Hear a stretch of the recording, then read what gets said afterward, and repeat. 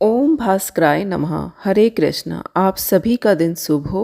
आज 15 मई दिन गुरुवार है। आज ज्येष्ठ मास के कृष्ण पक्ष की तृतीया तिथि सुबह 2:30 से लेकर अगले दिन 4:02 तक रहेगी। आज ज्येष्ठ नक्षत्र दोपहर 2:07 तक रहेगा। उसके बाद मूल नक्षत्र प्रारंभ हो जाएगा। इसके अलावा सुबह 7:02 तक शिव योग और उसके बाद में सिद्ध योग प्रारंभ हो जाएगा। आज सर्वार्थ सिद्ध योग रहेगा और आज का दिन पूजा पाठ के लिए या कोई भी नया काम करने के लिए बहुत ही शुभ रहेगा। जैसे जैसे सूर्य की किरणें तीव्र होती हैं वैसे वैसे इस माह की साधना भी गहराती जाती है। तीसरे दिन की यह बेला अब हमें केवल बाहर नहीं बल्कि भीतर से भी तपाने के लिए आई है। यह वो समय है जब हम श्रद्धा, सेवा और सच्चाई की कसौटी लगाते हैं। हर दिन की कथा केवल सुनने के लिए ही नहीं बल्कि जीने के लिए भी एक नई राह दिखाती है। ज्येष्ठ माह का यह तीसरा दिन एक नया द्वार खोलता है जहां कर्म की गहराई और भक्ति की ऊंचाई को समझने का अवसर मिलता है। हम एक बार पुनः हाथ जोड़कर भगवान श्री कृष्ण और सूर्यदेव से क्षमा मांगते हैं अगर वाणी में कमी रह जाए या मन एकाकार ना हो पाए, क्योंकि कथा का हर क्षण उन्हीं की प्रेरणा से जन्म लेता है। प्रिय श्रोताओं, आज का अध्याय शुरू करने से पहले हम सभी माँ गंगा से प्रार्थना करते हैं। हे माँ गंगे, आप त्रिलोकों को पवित्र करने वाली भगवती, शिवजी की जटाओं में लहराने वाली कल्याणी हो। आपकी एक बूंद से पापों का नाश हो जाता है। आपके दर्शन मात्र से जन्म जन्मांतर के दोष मिट जाते हैं। हे माँ गंगे, हम सबके जीवन में जो भी दुख, पाप, कष्ट, रोग, दरिद्रता और कलेश है, कृपा कर अपनी निर्मल धारा से उन्हें बहा दो। हमारे हृदय को शुद्ध करो, विचारों को पावन बनाओ और मोक्ष की राह दिखाओ। हे माँ गंगे, आपके शरण में आकर हम सभी आपसे करुणा की याचना करते हैं। हे पाप हारिणी, कृपा कर हमें अपने चरणों में स्थान दें और हमारे जीवन को पुण्यमय बना दें। आज के अध्याय से पहले हम सभी मिलकर बृहस्पति देवता को प्रणाम कर बृहस्पति देवता की कथा का श्रवण करेंगे। बृहस्पति देव को सभी देवताओं का गुरु माना जाता है। ऐसी मान्यता है अगर किसी व्यक्ति पर देवगुरु बृहस्पति की कृपा हो जाए तो उसके जीवन में कभी कोई कष्ट नहीं आता। पुराणों में बृहस्पति देव को महर्षि अंगिरा का पुत्र बताया गया है। ऐसी मान्यता है जब महर्षि की पत्नी को बहुत समय तक संतान नहीं हुई तब उन्होंने ब्रह्मा जी से प्रार्थना की और तब ब्रह्मा जी ने उन्हें एक व्रत बताया जो कि पुंसवन नामक व्रत था। इस व्रत के प्रभाव से महर्षि को 3 पुत्र प्राप्त हुए, बृहस्पति, उदित्य और संवर्त। इनमें बृहस्पति सबसे ज्येष्ठ अर्थात बड़े थे। बृहस्पति अत्यंत सत्व गुणों से युक्त, वाणी, बुद्धि और ध्यान के अधिष्ठा तथा महान परोपकारी थे। बृहस्पति देव ने अपने एक रूप में देव पुरोहित के रूप में इंद्र सभा, ब्रह्म सभा में विराजमान रहते हैं और दूसरे रूप में वह ग्रह के रूप में प्रतिष्ठित होकर नक्षत्र मंडल में विराजमान रहते हैं। बृहस्पति देव के एक देवताओं के गुरु बनने के पीछे अत्यंत सुंदर कथा है, जिसके अनुसार एक समय बृहस्पति देव ने शिवलिंग की स्थापना कर घोर तपस्या की।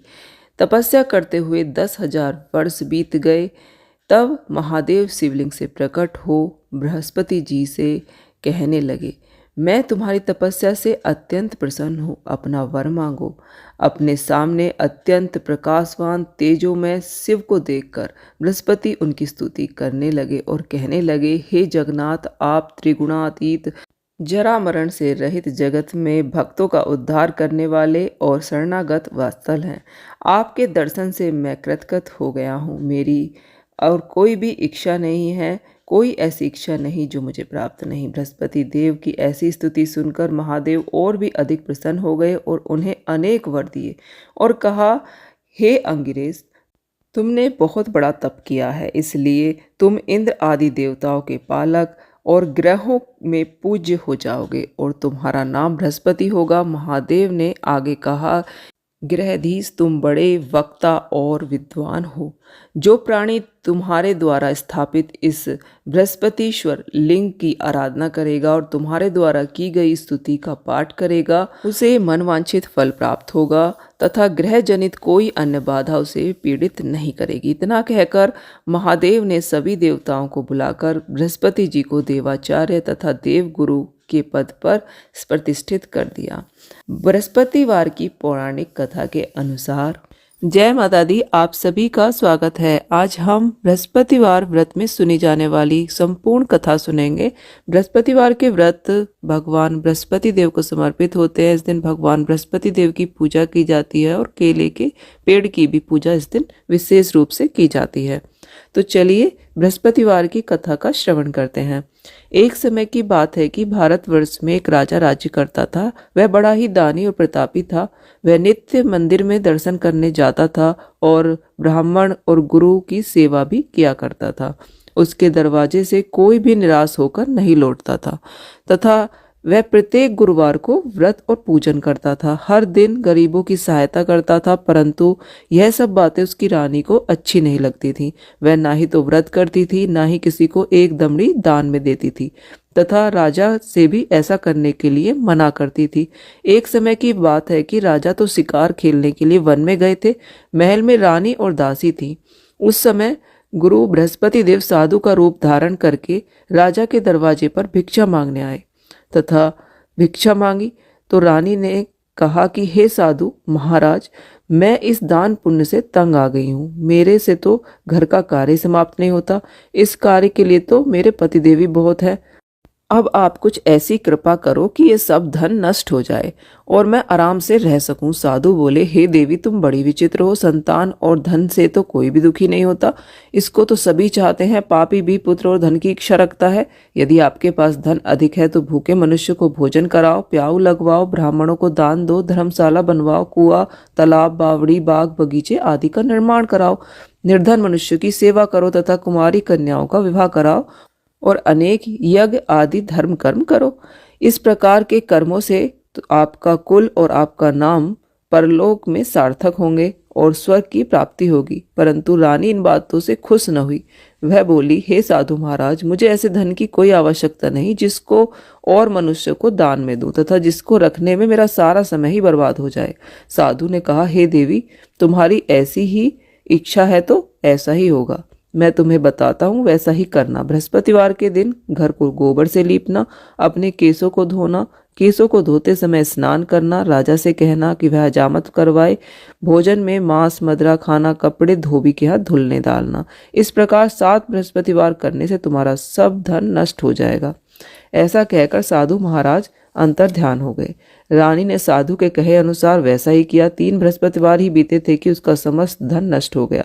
अब तो 2 समय का भोजन भी बड़ी मुश्किल से मिलता था। संसारिक भोगों से दुखी रहने लगे। तब राजा ने रानी से कहा कि हे रानी, तुम यहीं पर रहो, मैं दूसरे देश जाता हूँ, क्योंकि यहाँ पर मुझे सभी मनुष्य जानते हैं, इसलिए मैं कोई कार्य नहीं कर सकता। देश चोरी परदेश भीख समान है। ऐसा कहकर राजा परदेश चला गया। वहां जाकर वह जंगल जाता, लकड़ी काटता और शहर में बेचता। इस तरह जीवन व्यतीत करने लगा। इधर राजा के घर रानी और दासी बहुत दुखी रहने लगी। किसी दिन भोजन मिलता, किसी दिन जल पीकर ही रह जाती। एक समय रानी और दासी को 7 रोज बिना भोजन के व्यतीत हो गए।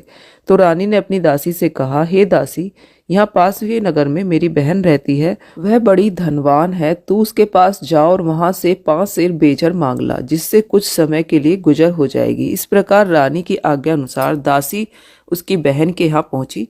रानी की बहन उस समय पूजा कर रही थी, क्योंकि उस दिन बृहस्पतिवार था। जब दासी ने रानी की बहन को देखा और उससे बोली, हे बहन रानी, मुझे तुम्हारी बहन ने भेजा है, मेरे लिए 5 सेर बेचर दे दो। इस प्रकार राशि ने कई बार कहा, लेकिन उसने कुछ भी उत्तर नहीं दिया। इस प्रकार दासी को किसी भी प्रकार का उत्तर नहीं मिला तो वह दुखी होकर और क्रोध में अपने घर लौट आई। रानी के पास आकर बोली, हे रानी, तुम्हारी बहन तो छोटे मनुष्य से बात भी नहीं करती। मैंने उससे कहा तो उसने कोई उत्तर ही नहीं दिया। मैं वापस चली आई। रानी बोली, हे दासी, इसमें उसका कोई दोष नहीं है। जब बुरे दिन आते हैं तो कोई सहारा नहीं देता। अच्छे बुरे का पता विपत्ति में ही लगता है। जो ईश्वर की इच्छा होगी वही होगा। यह सब हमारे भाग्य का ही दोष है।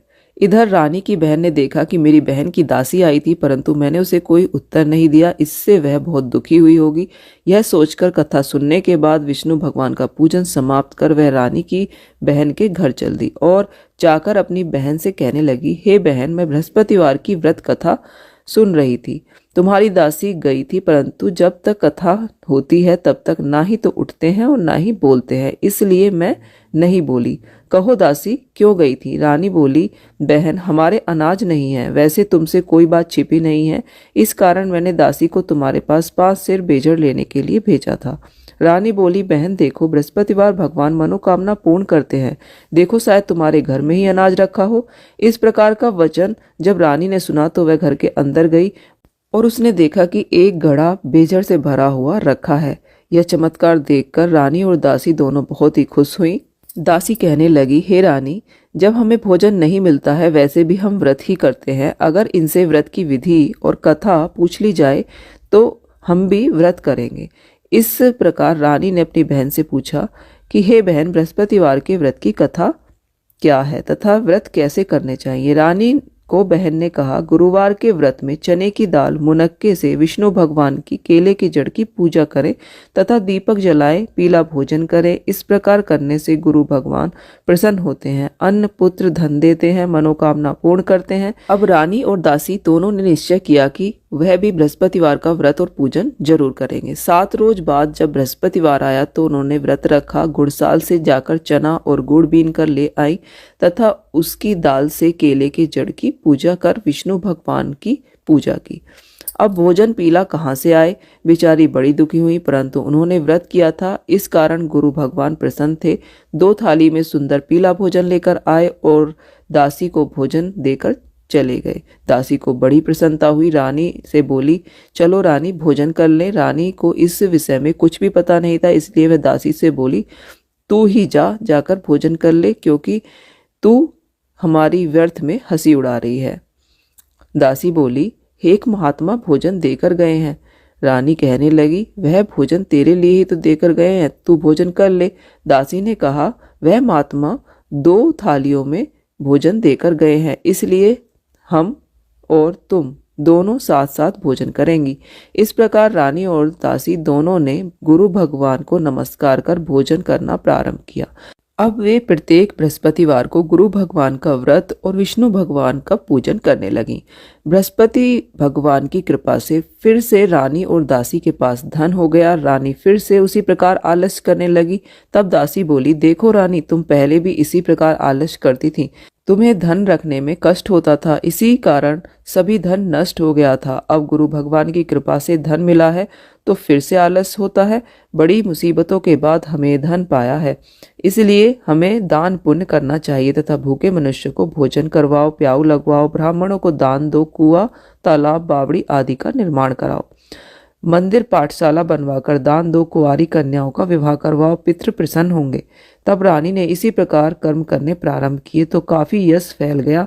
एक दिन रानी और दासी विचार करने लगी, न जाने राजा किस प्रकार होंगे, उनकी कोई खबर ही नहीं है। इस प्रकार भगवान बृहस्पति देव को याद करते हुए प्रार्थना करने लगी। उसी रात को भगवान बृहस्पति देव ने राजा के स्वप्न में कहा, हे राजा, उठ, तेरी रानी तुझे याद करती है, अपने देश को जा। भगवान की आज्ञा मानकर वह नगर के लिए चलने को तैयार हुआ। इससे पूर्व राजा परदेश में प्रतिदिन जंगल में जाकर लकड़ी बीनकर लाता था, उन्हें शहर में बेचकर एक दुखी जीवन बहुत कठिनता से व्यतीत करता था।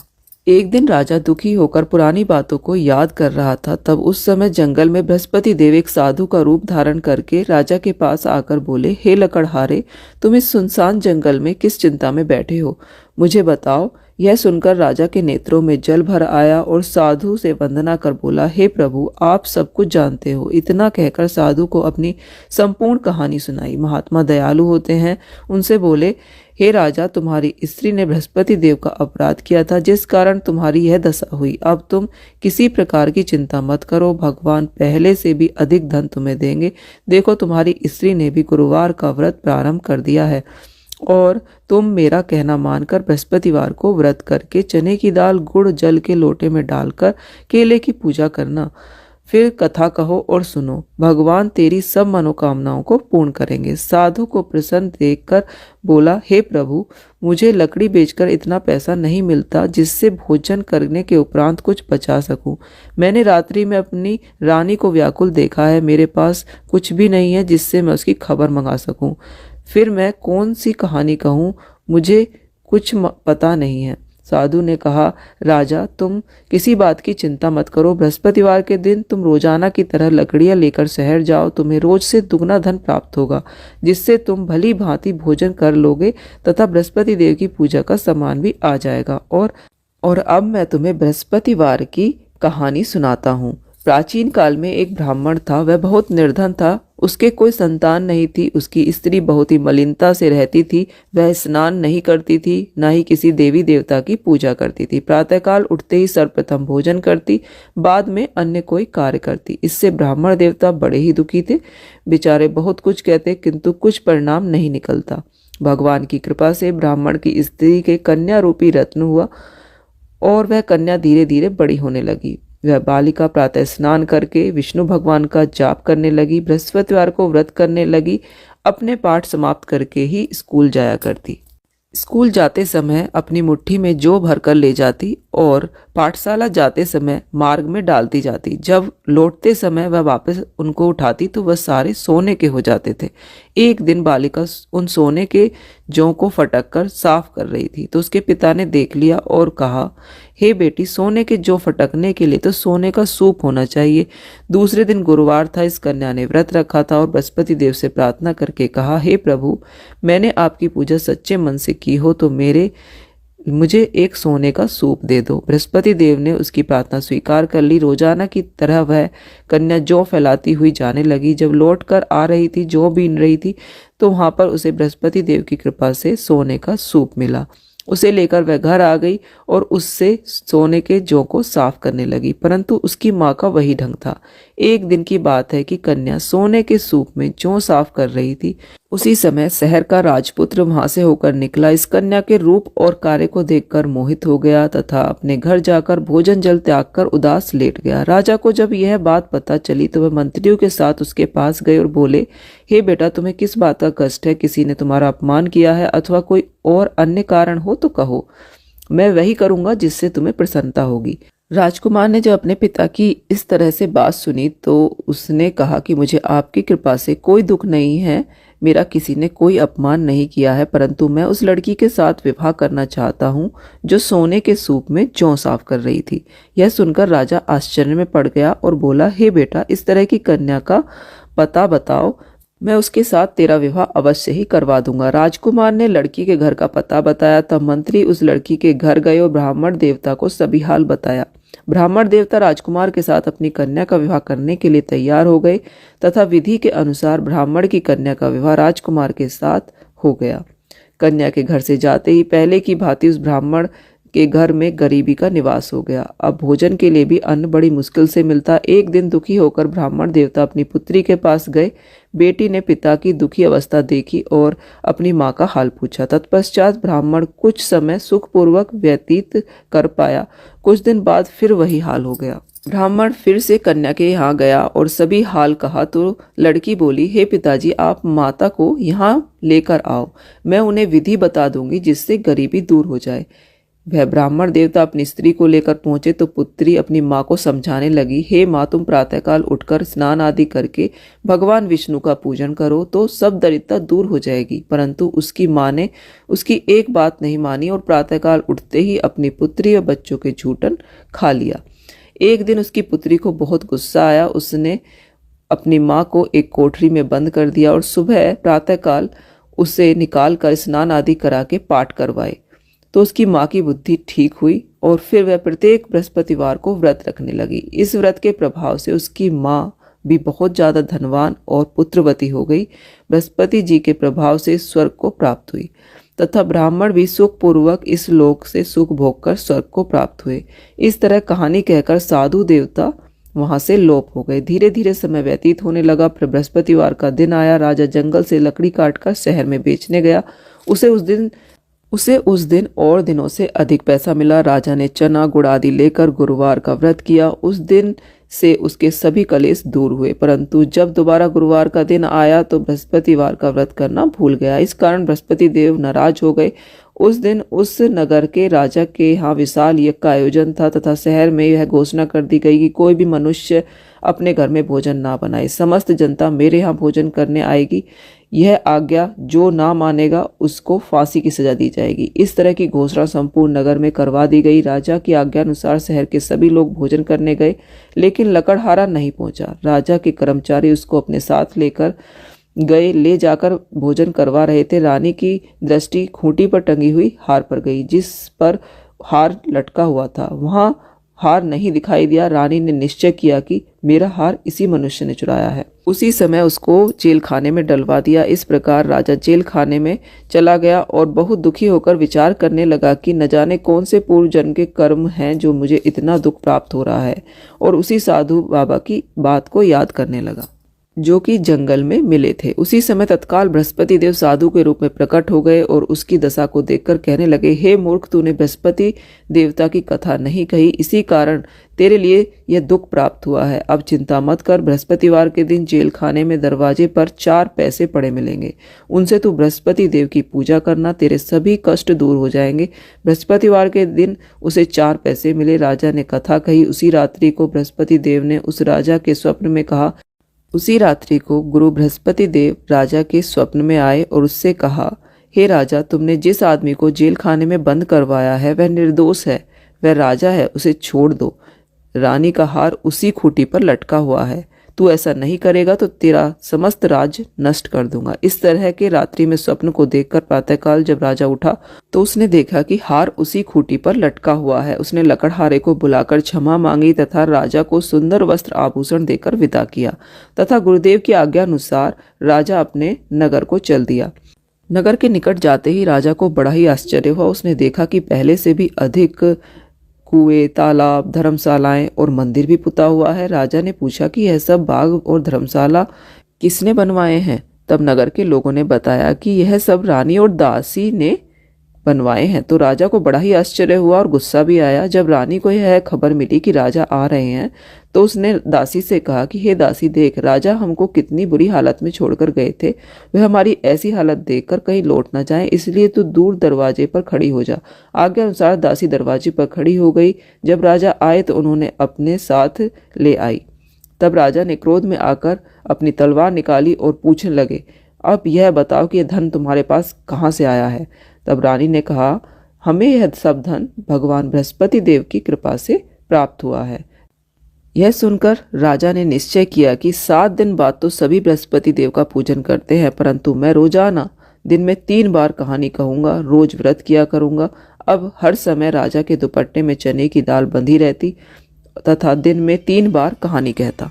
एक दिन विचार करने लगा कि चलो बहन के यहाँ चलते हैं। इस तरह निश्चय करने पर राजा घोड़े पर सवार होकर अपनी बहन के यहाँ चलने के लिए तैयार हो गया। मार्ग में उसने देखा कि कुछ आदमी एक मुर्दे को लेकर जा रहे हैं। उन्हें रोककर राजा कहने लगा, अरे भाइयों, मेरी बृहस्पति की कथा सुन लो। वे बोले, हमारा तो आदमी चला गया और इससे कथा की पड़ी है।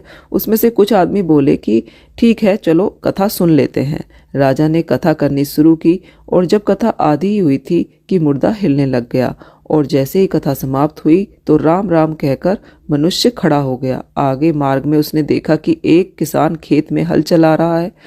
राजा ने उसे देखा और उससे बोला, अरे भैया, तुम मेरी बृहस्पति की कथा सुन लो। किसान बोला, जब तक मैं तेरी कथा सुनूंगा तब तक तो 4 हरैया जोत लूंगा, जा अपनी कथा किसी और को सुना। इस तरह राजा आगे चलने लगा। राजा के हटते ही बैल पछाड़ खाकर गिर गए और उसके पेट में भी बहुत जोर से दर्द होने लगा। उसी समय उसकी माँ रोटी लेकर आई। उसने जब यह देखा और अपने पुत्र से सब हाल पूछा और बेटे ने सभी हाल बताया तो बुढ़िया दौड़ी दौड़ी उसके पीछे गई और उसके पास जाकर बोली कि मैं तेरी कथा सुनूंगी, चल मेरे खेत में चलकर कथा कह। राजा ने बुढ़िया के खेत में जाकर कथा कही। उसके सुनते ही वह बैल खड़े हो गए और किसान के पेट का दर्द भी बंद हो गया।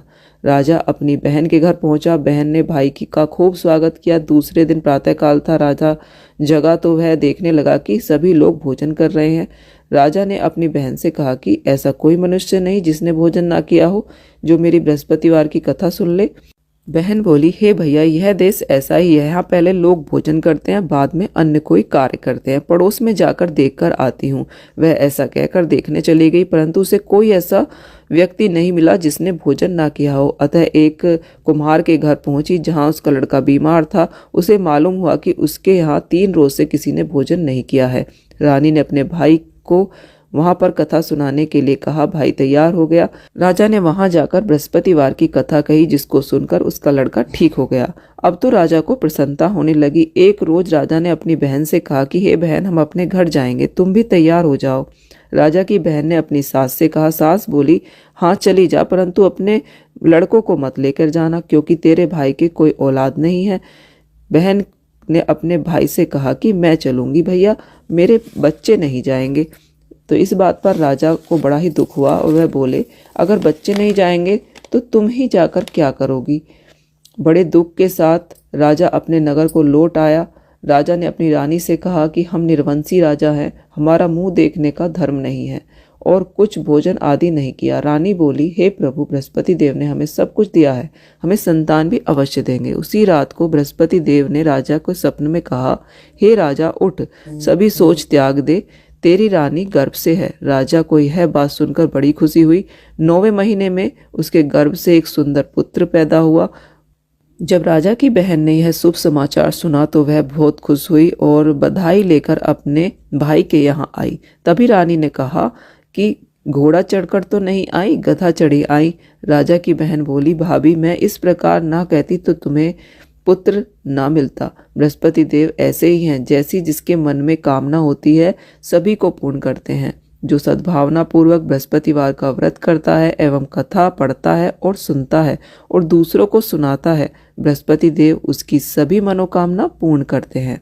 जो भी भगवान बृहस्पति देव की पूजा सच्चे हृदय से करते हैं, उनकी सभी मनोकामनाएं पूर्ण होती हैं और भगवान बृहस्पति देव उनकी सदैव रक्षा करते हैं।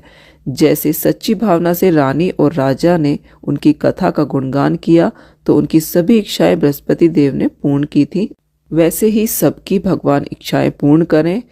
कथा सुनने के बाद प्रसाद लेकर ही जाना चाहिए। हृदय से उनका मनन कर